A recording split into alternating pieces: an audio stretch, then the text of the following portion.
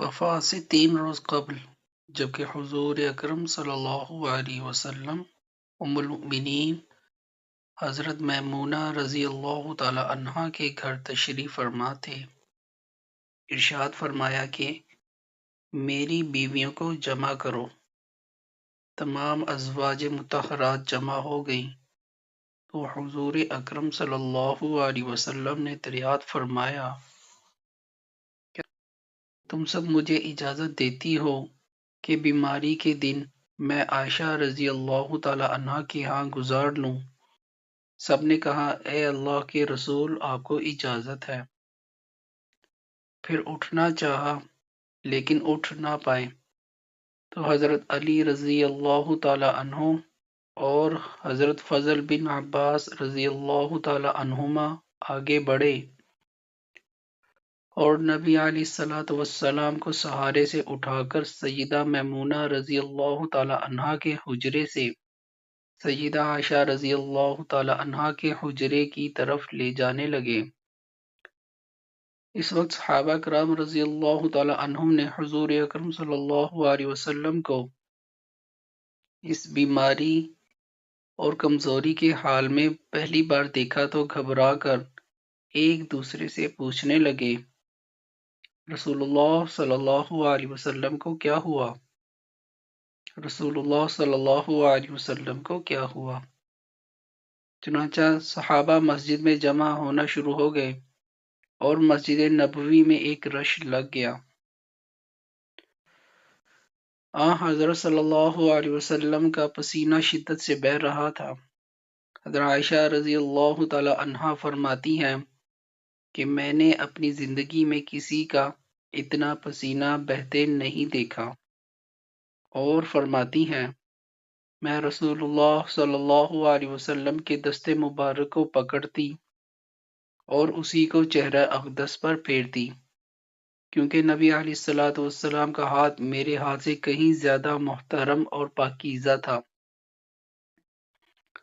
مزید فرماتی ہے کہ حبیب خدا علیہ الصلوۃ والسلام سے بس یہی ورد سنائی دے رہا تھا کہ لا الہ الا اللہ، بے شک موت کی بھی اپنی سختیاں ہیں۔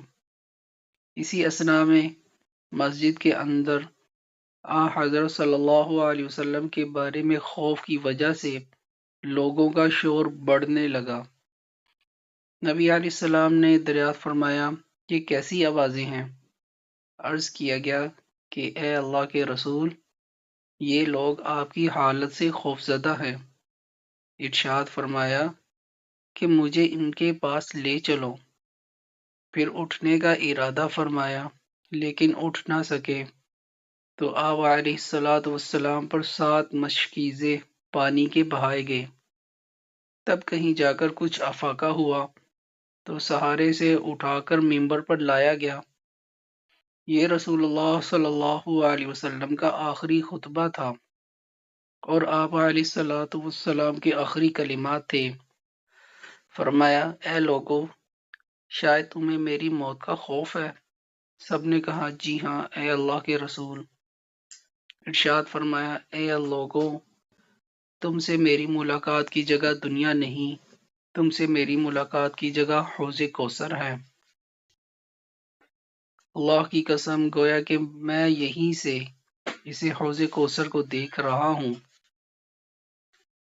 اے لوگو، مجھے تم پر تنگ دستی کا خوف نہیں، بلکہ مجھے تم پر دنیا کی فراوانی کا خوف ہے کہ تم اس کے معاملے میں ایک دوسرے کے مقابلے میں لگ جاؤ گے، جیسا کہ تم سے پہلے پچھلی امتوں والے لگ گئے، اور یہ دنیا تمہیں بھی ہلاک کر دے گی جیسا کہ انہیں ہلاک کر دیا۔ پھر مزید ارشاد فرمایا اے لوگو، نماز کے معاملے میں اللہ سے ڈرو، اللہ سے ڈرو، نماز کے معاملے میں اللہ سے ڈرو، یعنی عہد کرو کہ نماز کی پابندی کرو گے، اور یہی بات بار بار دہراتے رہے۔ پھر فرمایا اے لوگو، عورتوں کے معاملے میں اللہ سے ڈرو، عورتوں کے معاملے میں اللہ سے ڈرو۔ میں تمہیں عورتوں سے نیک سلوک کی وصیت کرتا ہوں۔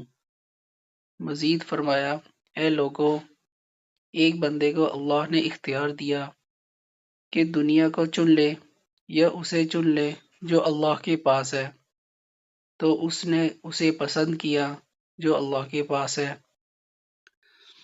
اس جملے سے حضور صلی اللہ علیہ وسلم کا مقصد کوئی نہ سمجھا، حالانکہ ان کی اپنی ذات مراد تھی، جبکہ حضرت ابو بکر صدیق رضی اللہ تعالی عنہ وہ تنہا شخص تھے جو اس جملے کو سمجھے اور زاروں قطار رونے لگے اور بلند آواز سے گریہ کرتے ہوئے اٹھ کھڑے ہوئے اور نبی علیہ السلام کی بات قطع کر کے پکارنے لگے، ہمارے باپ دادا آپ پر قربان، ہماری مائیں آپ پر قربان، ہمارے بچے آپ پر قربان، ہمارے مال و دولت آپ پر قربان، روتے جاتے ہیں اور یہی الفاظ کہتے جاتے ہیں۔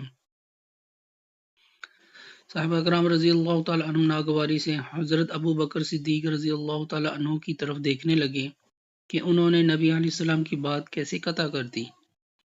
اس پر نبی کریم صلی اللہ علیہ وسلم نے حضرت ابو بکر رضی اللہ تعالی عنہ کا دفاع ان الفاظ میں فرمایا، اے لوگو، ابو بکر کو چھوڑ دو، کہ تم میں سے ایسا کوئی نہیں کہ جس نے ہمارے ساتھ کوئی بھلائی کی ہو اور ہم نے اس کا بدلہ نہ دے دیا ہو، سوائے ابو بکر کے کہ اس کا بدلہ میں نہیں دے سکا، اس کا بدلہ میں نے اللہ جل شانہ پر چھوڑ دیا۔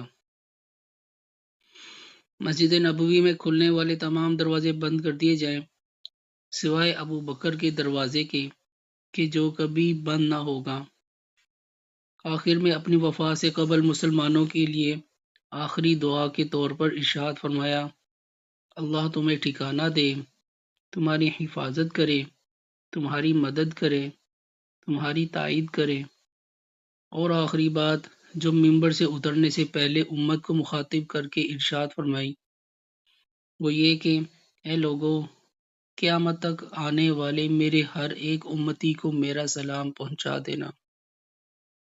پھر حضرت صلی اللہ علیہ وسلم کو دوبارہ سہارے سے اٹھا کر گھر لے جایا گیا۔ اسی اثناء میں حضرت عبد الرحمن بن ابی بکر رضی اللہ تعالی عنہ خدمت اقدس میں حاضر ہوئے اور ان کے ہاتھ میں مسواک تھی۔ نبی اکرم صلی اللہ علیہ وسلم مسواک کو دیکھنے لگے لیکن شدت مرض کی وجہ سے طلب نہ کر پائے، چنانچہ سیدہ عائشہ رضی اللہ تعالی عنہا حضور اکرم صلی اللہ علیہ وسلم کے دیکھنے سے سمجھ گئیں اور انہوں نے حضرت عبد الرحمن رضی اللہ تعالی عنہ سے مسواک لے کر نبی کریم صلی اللہ علیہ وسلم کے دہن مبارک میں رکھ دی، لیکن حضور صلی اللہ علیہ وسلم اسے استعمال نہ کر پائے، تو سیدہ عائشہ رضی اللہ تعالی عنہا نے حضور اکرم صلی اللہ علیہ وسلم سے مسواک لے کر اپنے منہ سے نرم کی اور پھر حضور نبی کریم صلی اللہ علیہ وسلم کو لوٹا دی تاکہ دہن مبارک اس سے تر رہے۔ فرماتی ہیں آخری چیز جو نبی کریم علیہ الصلوۃ والسلام کے پیٹ میں گئی وہ میرا لعاب تھا، اور یہ اللہ تبارک و تعالی کا مجھ پر فضل ہی تھا کہ اس نے وصال سے قبل میرا اور نبی کریم علیہ الصلوۃ والسلام کا لعاب دہن یکجا کر دیا۔ ام المؤمنین حضرت عائشہ صدیقہ رضی اللہ تعالی عنہا مزید ارشاد فرماتی ہیں، پھر آپ صلی اللہ علیہ وسلم کی بیٹی فاطمہ تشریف لائیں اور آتے ہی رو پڑی کہ نبی کریم صلی اللہ علیہ وسلم اٹھ نہ سکے، کیونکہ نبی کریم کا معمول تھا کہ جب بھی فاطمہ رضی اللہ تعالی عنہا تشریف لاتی حضور اکرم صلی اللہ علیہ وسلم ان کے ماتھے پر بوسہ دیتے تھے۔ حضور صلی اللہ علیہ وسلم نے فرمایا، اے فاطمہ قریب آ جاؤ۔ پھر حضور صلی اللہ علیہ وسلم نے ان کے کان میں کوئی بات کہی تو حضرت فاطمہ اور زیادہ رونے لگی۔ انہیں اس طرح روتا دیکھ کر حضور صلی اللہ علیہ وسلم نے پھر فرمایا، اے فاطمہ قریب آؤ۔ دوبارہ ان کے کان میں کوئی بات ارشاد فرمائی تو وہ خوش ہونے لگی۔ حضور اکرم صلی اللہ علیہ وسلم کے وصال کے بعد میں نے سیدہ فاطمہ رضی اللہ تعالی عنہا سے پوچھا تھا کہ وہ کیا بات تھی جس پر روئیں اور پھر خوشی کا اظہار کیا تھا۔ سیدہ فاطمہ رضی اللہ تعالی عنہا کہنے لگیں کہ پہلی بار جب میں قریب ہوئی تو فرمایا، فاطمہ میں آج رات اس دنیا سے کوچ کرنے والا ہوں، جس پر میں رو دی۔ جب انہوں نے مجھے بے تحاشا روتے دیکھا تو فرمانے لگے، فاطمہ، میرے اہل خانہ میں سب سے پہلے تم مجھ سے آ ملو گی، جس پر میں خوش ہو گئی۔ سیدہ عائشہ رضی اللہ تعالی عنہ فرماتی ہیں، پھر حضرت صلی اللہ علیہ وسلم نے سب کو گھر سے باہر جانے کا حکم دے کر مجھے فرمایا، عائشہ میرے قریب آ جاؤ۔ حضرت صلی اللہ علیہ وسلم نے اپنے زوجہ مطہرہ کے سینے پر ٹیک لگائی اور ہاتھ آسمان کی طرف بلند کر کے فرمانے لگے، مجھے وہ اعلیٰ و عمدہ رفاقت پسند ہے، میں اللہ کی انبیاء، صدیقین، شہداء اور صالحین کی رفاقت کو اختیار کرتا ہوں۔ سیدہ عائشہ رضی اللہ تعالی عنہ فرماتی ہیں، میں سمجھ گئی کہ انہوں نے آخرت کو چن لیا ہے۔ جبریل علیہ السلام خدمت اقدس میں حاضر ہو کر گویا ہوئے، یا رسول اللہ، ملک الموت دروازے پر کھڑے شرف بازیابی چاہتے ہیں۔ آپ سے پہلے انہوں نے کسی سے اجازت نہیں مانگی۔ آپ علیہ السلام نے فرمایا، جبریل اسے آنے دو۔ ملک الموت نبی کریم صلی اللہ علیہ وسلم کے گھر میں داخل ہوئے اور کہا، السلام علیکم یا رسول اللہ، مجھے اللہ نے آپ کی چاہت جاننے کے لیے بھیجا ہے کہ آپ دنیا میں ہی رہنا چاہتے ہیں یا اللہ سبحانہ و تعالی کے پاس جانا پسند کرتے ہیں۔ فرمایا، مجھے اعلیٰ و عمدہ رفاقت پسند ہے، مجھے اعلیٰ و عمدہ رفاقت پسند ہے۔ ملک الموت حضرت صلی اللہ علیہ وسلم کے سرہانے کھڑے ہوئے اور کہنے لگے، اے پاکیزہ روح، اے محمد بن عبداللہ کی روح، اللہ کی رضا و خوشنودی کی طرف روانہ ہو، راضی ہو جانے والے پروردگار کی طرف جو غضبناک نہیں۔ سیدہ عائشہ رضی اللہ تعالی عنہ فرماتی ہیں، پھر نبی کریم صلی اللہ علیہ وسلم ہاتھ نیچے آ رہا اور سر مبارک میرے سینے پر بھاری ہونے لگا۔ میں سمجھ گئی کہ حضرت صلی اللہ علیہ وسلم کا وصال ہو گیا۔ مجھے اور تو کچھ سمجھ نہیں آیا، سو میں اپنے حجرے سے نکلی اور مسجد کی طرف کا دروازہ کھول کر کہا، رسول اللہ صلی اللہ علیہ وسلم کا وصال ہو گیا، رسول اللہ صلی اللہ علیہ وسلم کا وصال ہو گیا۔ مسجد آہوں اور نالوں سے گونجنے لگی۔ ادھر علی کرم اللہ وجہہ جہاں کھڑے تھے وہیں بیٹھ گئے، پھر ہلنے کی طاقت نہ رہی۔ ادھر عثمان بن عفان رضی اللہ تعالی عنہ معصوم بچوں کی طرح ہاتھ ملنے لگے اور سیدنا عمر رضی اللہ تعالی عنہ تلوار بلند کر کے کہنے لگے، خبردار، جو کسی نے کہا رسول اللہ صلی اللہ علیہ وسلم وفات پا گئے ہیں، میں ایسے شخص کی گردن اڑا دوں گا۔ میرے آقا تو اللہ تعالیٰ سے ملاقات کرنے گئے ہیں، جیسے موسیٰ علیہ السلام اپنے رب سے ملاقات کو گئے تھے۔ وہ لوٹ آئیں گے، بہت جلد لوٹ آئیں گے۔ اب جو وفات کی خبر اڑائے گا میں اسے قتل کر ڈالوں گا۔ اس موقع پر سب سے زیادہ ضبط، برداشت اور صبر کرنے والی شخصیت سیدنا ابو بکر صدیق رضی اللہ تعالیٰ عنہ کی تھی۔ آپ حجرہ نبوی میں داخل ہوئے، رحمت دو عالم صلی اللہ علیہ وسلم کے سینہ مبارک پر سر رکھ کر رو دیے، کہہ رہے تھے، ہائے میرا پیارا دوست، ہائے میرا مخلص ساتھی، ہائے میرا محبوب، ہائے میرا نبی۔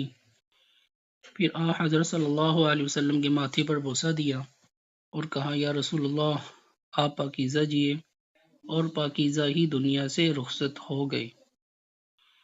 سیدنا ابو بکر رضی اللہ تعالیٰ عنہ باہر آئے اور خطبہ دیا، جو شخص محمد صلی اللہ علیہ وسلم کی عبادت کرتا ہے سن رکھے، حضرت صلی اللہ علیہ وسلم کا وصال ہو گیا، اور جو اللہ کی عبادت کرتا ہے وہ جان لے کہ اللہ جل شانہ کی ذات ہمیشہ زندگی والی ہے، جسے موت نہیں۔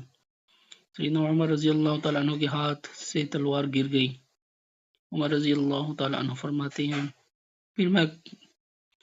پھر میں کوئی تنہائی کی جگہ تلاش کرنے لگا جہاں اکیلا بیٹھ کر روں۔ حضرت صلی اللہ علیہ وسلم کی تدفین کر دی گئی۔ سیدنا فاطمہ رضی اللہ تعالیٰ عنہ فرماتی ہیں تم نے کیسا گوارا کر لیا کہ نبی علیہ السلام کے چہرے انور پر مٹی ڈالو۔ پھر کہنے لگی آئے میرے پیارے بابا جان کہ اپنے رب کے بلاوے پر چل دیے۔ آئے میرے پیارے بابا جان کہ جنت الفردوس میں اپنے ٹھکانے کو پہنچ گئے۔ آئے میرے پیارے بابا جان کہ ہم جبریل کو ان کے آنے کی خبر دیتے ہیں۔ اللہم صلی علی محمد وعلی آل محمد۔ میں نے آج تک اس سے اچھا پیغام کبھی پوسٹ نہیں کیا، اس لیے آپ سے گزارش ہے کہ آپ اسے پورا سکون و اطمینان کے ساتھ سنیے، انشاءاللہ آپ کا ایمان تازہ ہوگا۔